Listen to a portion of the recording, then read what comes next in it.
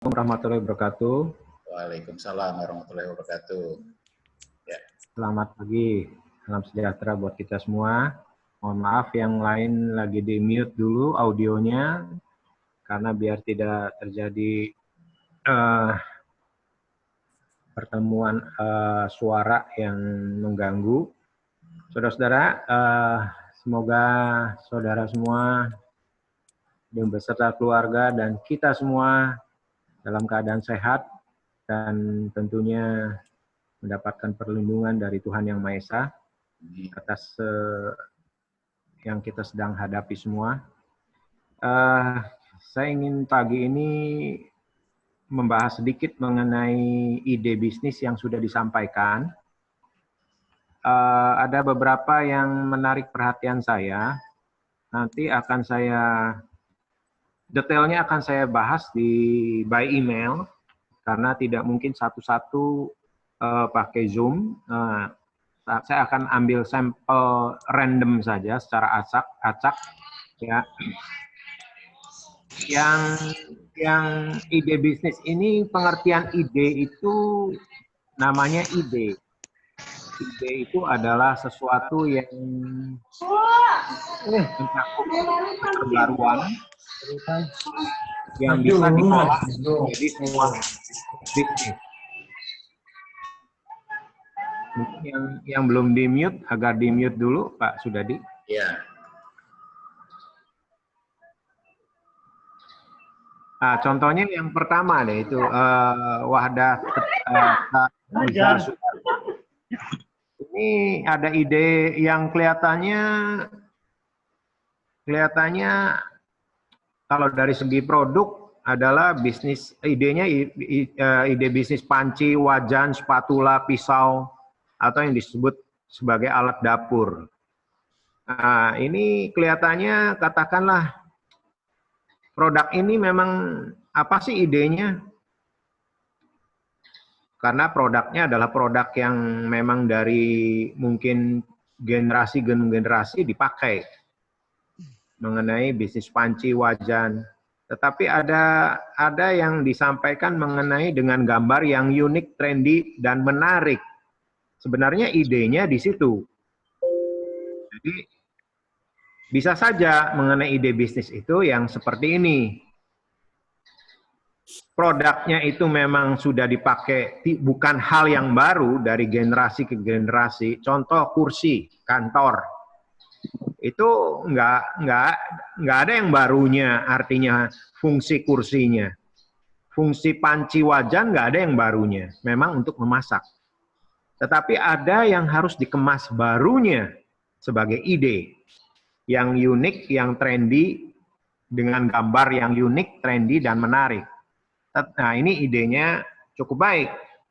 Dan dijual dipasarkan dengan teknologi kekinian, yaitu via online shop, Instagram, dan seterusnya. Ya. Tetapi pertanyaan saya, ini saya bahas secara random untuk Wadah, yang disebut gambar menarik, yang unik dan trendy itu apakah memang menjadi sesuatu daya pikat? Apakah memang ini pasarnya untuk remaja, pemuda-pemudi, atau juga yang bersifat fungsional yang sekarang? Jadi sekarang orang ada juga, dulu yang namanya wajan panci itu cukup besar.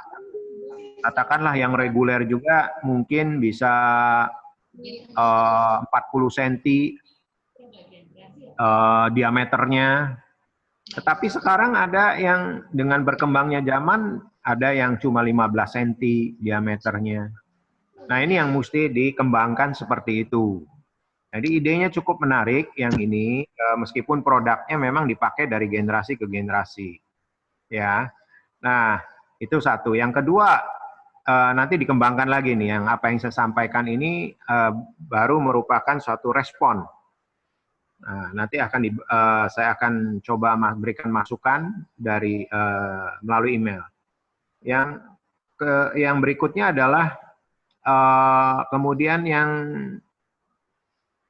ingin punya usaha sendiri, Syauqi Ahbrizal, MIWP. Usaha sendiri ternak burung kicau.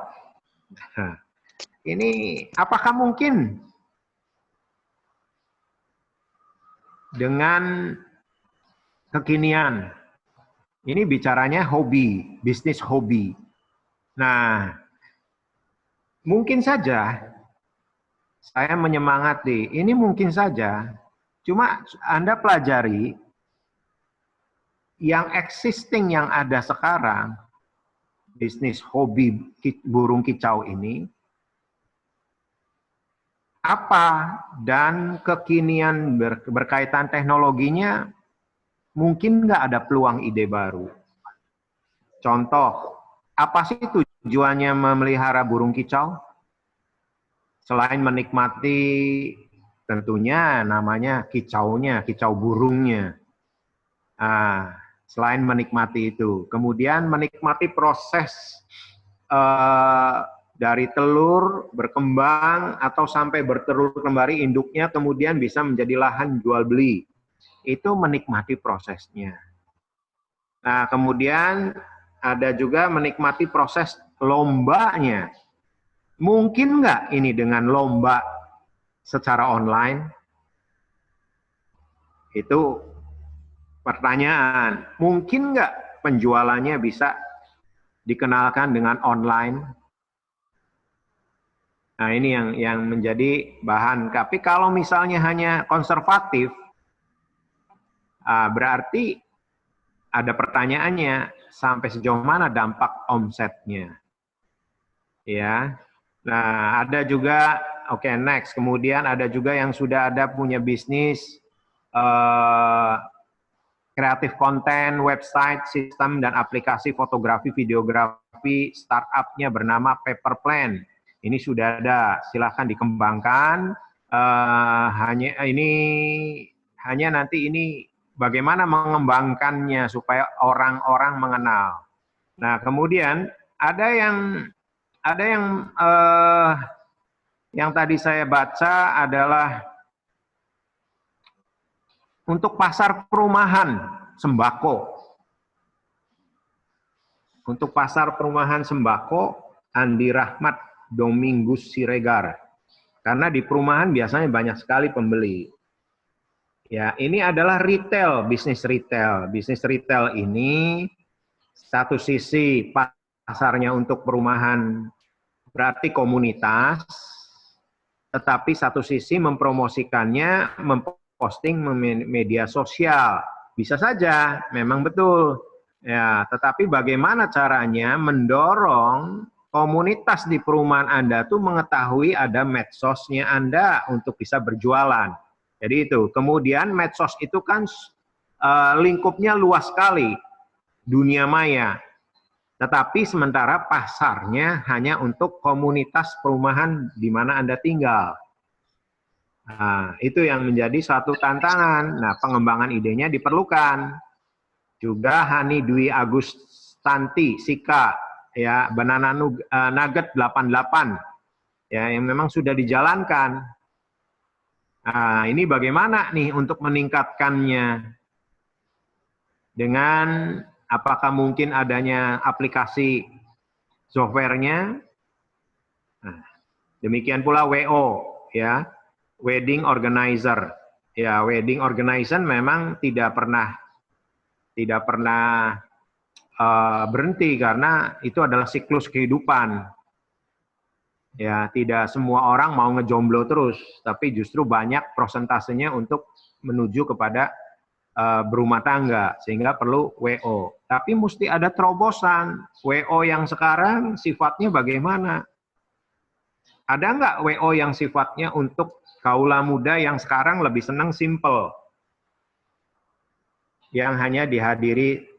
Coba, lihatlah pergerakan di luar negeri. Kalau wedding itu cuma paling nggak 20 orang, kerabat dan teman-teman dekat saja. Jadi dibatasi temannya orang tua hanya yang paling dekat dipanggil. Tetapi lebih banyak kepada teman-teman daripada yang menikahnya. generasi yang sekarang dan ke depan itu lebih cenderung ke sana. Karena kenapa? Karena mencari uang sudah semakin lebih, persaingan lebih besar, kemudian juga orang sudah realistis daripada membuang dana terlalu besar untuk pesta pernikahannya, lebih baik untuk rumah tangganya, untuk modalnya, tetapi tetap ada seremonialnya, sehingga win-win solution dalam pembagian pengeluaran itu, sehingga akhirnya di downsizing. Nah, ini yang cerukan itu yang masih ada, ya. Nah, kemudian yang terakhir yang ingin saya bahas mengenai, katakanlah ada yang bisnis bawang goreng. Nah, ini bisa saja sudah ada binaan dari Bank Indonesia, Putri Endang Wijaya, udah bagus. Tetapi bagaimana meningkatkan omset?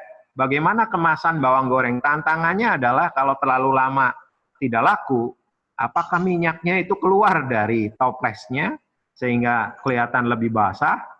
Nah, bagaimana meningkatkan omsetnya secara online?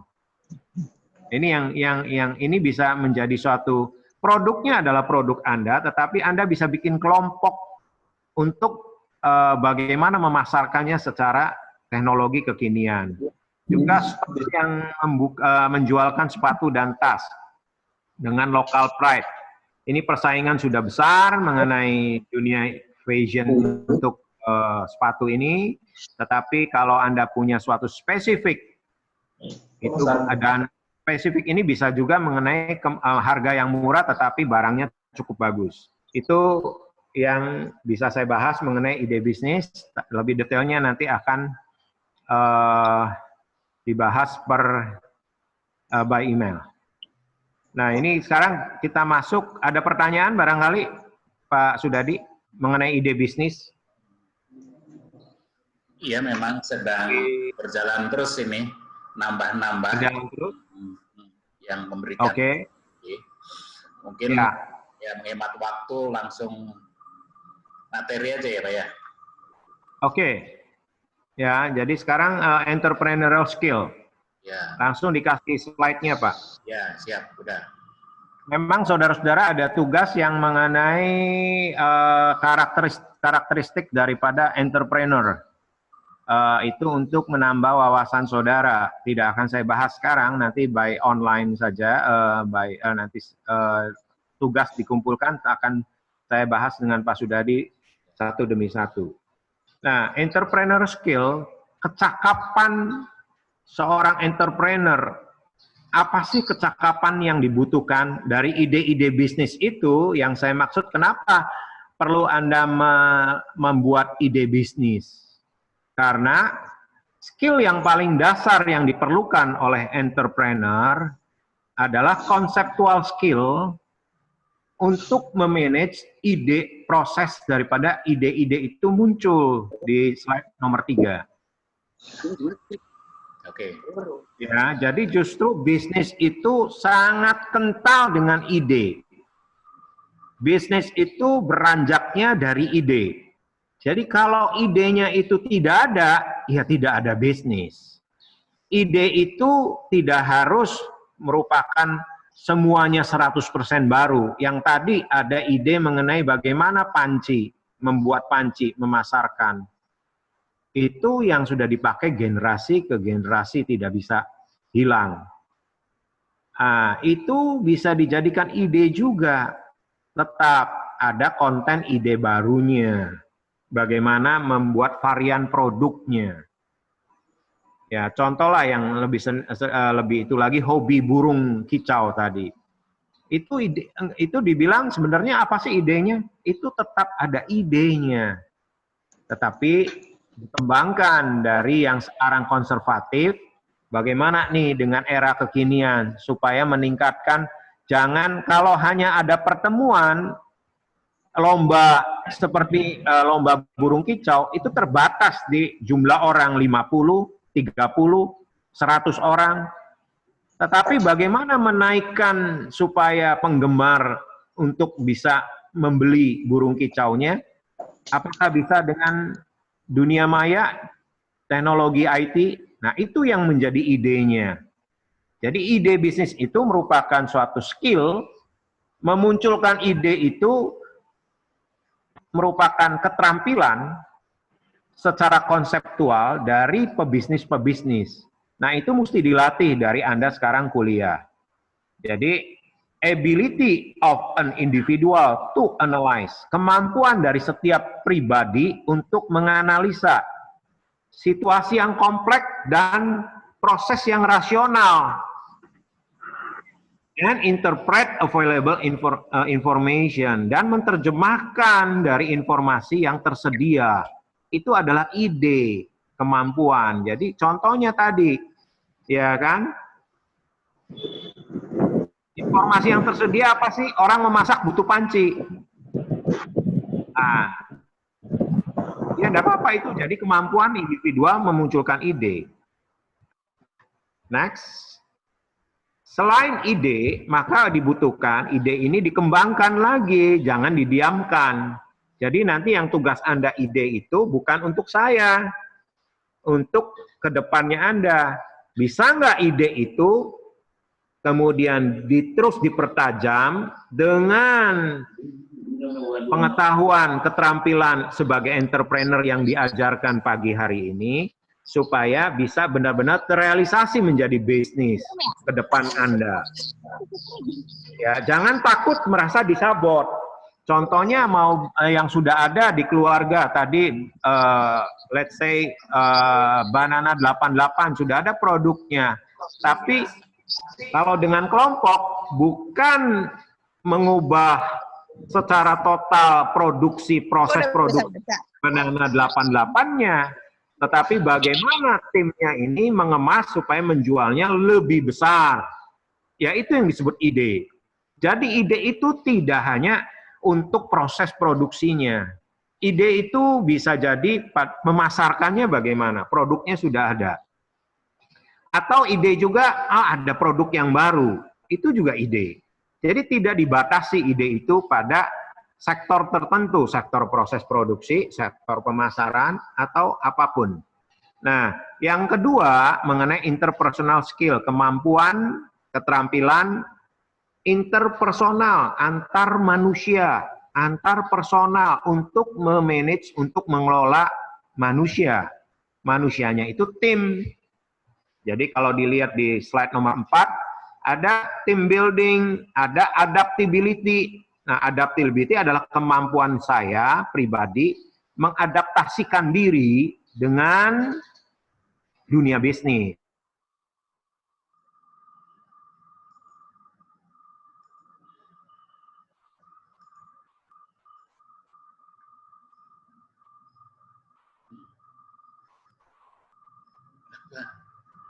Kok hilang? Oke. Nggak tahu ini Pak Chandra ada gangguan apa? Kok bisa keluar? Ya, lanjut dulu. Interpersonal skill. Ini kemampuan untuk mengelola orang. Skill to manage people, interpersonal skill to manage people. Di situ ada negosiasi, ada team building, ada communication skill, kemudian ada conflict management. Ya. Selain itu juga ada affirmation. Nah, ini Pak Chandra udah mulai masuk lagi. Ya, mohon maaf, nggak tahu ini kenapa bisa terputus. Silakan, ya, Pak. Jadi lanjut dengan ide. Ide itu yang Anda sudah buat, jangan didiamkan hanya di file. Coba Anda pikir lagi, nggak harus dalam sehari. Nggak harus dalam sehari, pikir lagi, mempertajam bisnisnya, idenya apa. Nah, kemudian bertajamnya bagaimana? Jangan hanya berpacu pada produksinya. Jangan hanya konsen di produksinya. Bagaimana nih ada ide bisnis memasarkannya. Seperti itu penajamannya. Oh, bagaimana kalau dengan aplikasi? WO bagaimana nih? Dan seterusnya. Jadi pikirkan, luangkan waktu memikirkan ide. munculkan satu. Anda sudah munculkan dari tugas itu. Yang kedua, pikirkan mempertajam ide yang sudah Anda munculkan. Bisa jadi tiba-tiba, oh ternyata ide yang saya munculkan nggak bagus nih, saya mau ganti yang ini. Oh ternyata ide yang saya munculkan bagus jika ditambah penajamannya dengan pemasarannya dengan online. Online-nya jangan hanya biasa begini. Dan seterusnya, luangkan waktu berpikir. Seperti itu. Kemudian, next Pak. Halaman kelima. Ya, sudah. Technical. Nah, setelah interpersonal, karena bisnis itu pasti connecting antara manusia. Nggak bisa bisnis itu kita menjual barang kepada barang, kan nggak ada. Yang mau menilai dan membeli itu kan orang. Sehingga perlu adanya kemampuan interpersonal. Dan selain itu adalah technical skill yang dibutuhkan. Technical skill untuk memanage bagaimana barang-barangnya, produknya, itu yang disebut technical skill. Ya, termasuk informasi. Nah, kalau orang yang mau mengembangkan, saudara yang sudah punya ide, mengembangkan ide salah satunya adalah carilah sumber informasi tentang ide itu. Sekarang sudah lebih spread lagi. Ya, jadi kalau misalnya Anda mau cari informasi, kalau sudah yakin dengan ide, misalnya dengan wedding organizer, atau dengan tadi bisnis burung kicau, atau dengan bisnis panci, alat-alat rumah tangga, memasak, Anda mulai istilahnya mencari informasi by googling tentang bisnisnya itu, idenya itu. Contoh bisnis panci, Anda tinggal googling. Nah, untuk meningkatkan bagaimana memanage, mengelola ide bisnis itu supaya technical Anda menguasai. Ya, jadi ada proficiency in new technology, ada peningkatan bagaimana dengan teknologi baru, technical skill itu. Oh, coding. Nah, coding ini kita nggak bisa, saya nggak bisa. Oh, saya butuh tim, butuh teman untuk buat codingnya. Ya, sertifikasi, oke lah kita tunda. Ngapain? Yang penting bisnisnya jalan dulu. Kemudian problem solving, bagaimana mengatasi teknik mengatasi problem dalam bisnis. Ya, contoh misalnya, sekarang persoalannya yang bisnis yang sifatnya problem yang sifatnya kecil. Kalau sekarang COVID-19 itu problem yang sifatnya mendunia, itu problem yang berimpact kepada bisnis. Nah, bagaimana problem solvingnya? Itu mempunyai suatu pengalaman yang harus kuat sekali. Ya, jadi ada yang problemnya problem di bisnisnya itu sendiri. Wah, produksinya cacat nih, kurang bagus. Wah, ini ada orang pemasarannya yang nggak benar. Nah, ini problem. Bagaimana Anda sebagai pembisnis memecahkan masalah itu? Nah, kemampuan skill yang lain adalah administrasi. Kalau bisnis ya dicatat, dibukukan, belinya berapa, materialnya ada stok berapa, dikeluarkan berapa. Kalau nggak teratur administrasinya, Anda nggak punya kemampuan memanage untuk administrasi prosesnya, ya Anda bisa kehilangan modal. Karena manusia, kita jangan berpikirnya semua orang tuh bisa dipercaya 100%. Karena kebutuhan, tiba-tiba ada yang mengambil materialnya. Bukan seudon, tetapi ini adalah memang normal bisnis, kita mesti melakukan suatu manage processes dan administrasi mesti rapi. Ya, kemudian lakukan suatu analisa, diagnostik. What? Diagnostik itu what, apa, why, dan extensionnya apa, doing it skill across to above range of skill. Jadi untuk supaya menghasilkan produksi yang efektif. Nah, itulah yang disebut analytical, describe, diagnostic, predictive, prescriptive, business decision. Itu proses untuk bagaimana membuat diagnose dalam bisnis. Ini kalau masih terlalu, ini biarkan aja, abaikan dulu.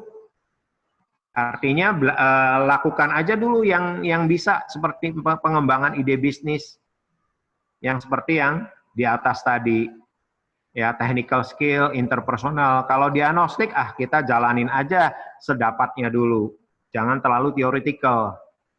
Nah, ya dong. Jadi mengalir saja. Kita tenang, kita enjoy sebagai mahasiswa, tapi kita berpikir how doing the business for the futures-nya. Bagaimana bisa menjalankan bisnis untuk ke depan saya. Kalau soal nanti ke depannya saudara jadinya bekerja, ya enggak apa-apa, tapi Anda sudah punya kemampuan lain cadangan. Oh, kalau berbisnis, saya sudah pernah dapat pengalaman, waktu mahasiswa, saya berkelompok membuat bisnis. Itu yang positifnya. Gitu. Sebab kesempatan itu bisa datang tiba-tiba, tidak peduli kesempatan itu diberikan kepada Anda, disebut Anda siap ataupun tidak siap. Tiba-tiba datang, kesempatan yang bagus, apakah Anda menolak? Tidak bisa. Kalau menolak, rugi. Pada saat Anda menerima, Anda sudah dibekali, oh waktu mahasiswa saya pernah dapat ilmu KWU dan pernah pengalaman berkelompok. Itu yang dimaksud. Ya. Kemudian apa sih keterampilan sebagai pengusaha? Harus berpikir kritis. Berpikir kritis. Ya, berpikirlah, belajar berpikir. Contoh ide aja, ide bisnis Anda yang Anda buat. Kritisi aja lah, itu satu. Apa kritisi? Hasilnya? Hasilnya adalah bentuk ada penambahan. Kalau hasilnya nggak ada, cuma idenya itu aja, berarti Anda belum melakukan proses berpikir kritis. Dari ide bisnis yang dibuat, kritisi, hasilkan ide yang tambahan barunya dari ide yang ada. Opsi satu. Opsi kedua, ide bisnisnya, dirubah menjadi lebih baru lagi. Benar-benar baru. Yang tadinya idenya misalnya bikin keripik, robah, jangan bikin keripik. Atau bikin keripik, dipertajam lagi, ditambah dengan produk yang lain, dengan penjualan online-nya bagaimana. Itu critical thinking terhadap ide bisnis. Kemudian strategiknya apa? Berpikir strategik. Atas ide bisnis itu aja, jadi nggak lari kemana-mana. Intuition taktikalnya, feeling, lebih dari feeling, bagaimana menjalankannya.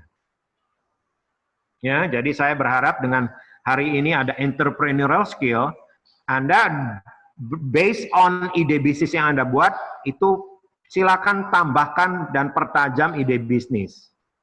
Nanti kita bisa diskusikan.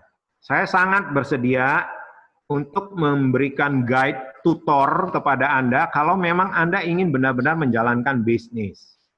Tidak harus selesai dalam semester ini bisnis ini.